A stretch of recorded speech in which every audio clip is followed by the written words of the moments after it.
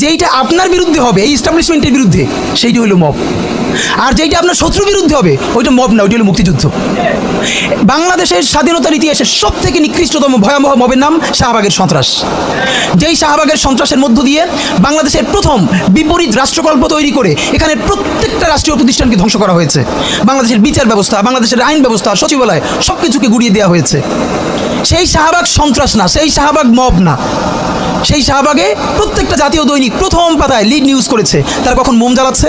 আমি নিজে দেখেছি, শাহবাগে তো দিনের পর দিন আমি দেখেছি, যখন 40 থেকে 50 জন লোক মাত্র, দুপুরে লোক নাই, তখন মিডিয়াকে বলে দেওয়া হয়েছে এমন করে উপর থেকে ক্যামেরা ধরতে হবে যাতে অনেক লোক দেখা যায়। সেভাবে করে করে লোক আনা হয়েছে, প্রত্যেকটা গার্মেন্টসকে বাধ্য করে লোক আনা হয়েছে। আমার বিশ্ববিদ্যালয়ে, তখন আমি ঢাকা বিশ্ববিদ্যালয়ে পড়ি, আমার ছাত্রলীগের যারা আমার সহপাঠী ছিল, ওদের রুমে dry cake, 7 up, Coke, Sprite, biryani দিয়ে ভরা থাকতো।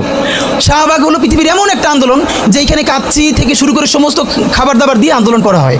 তো ওরা সব রুমে নিয়ে আসতো, যেগুলো এক্সট্রা থাকতো ওরা আবার ফ্রেন্ডদেরকে ডাকতো, কার কি লাগবে নিয়ে যা।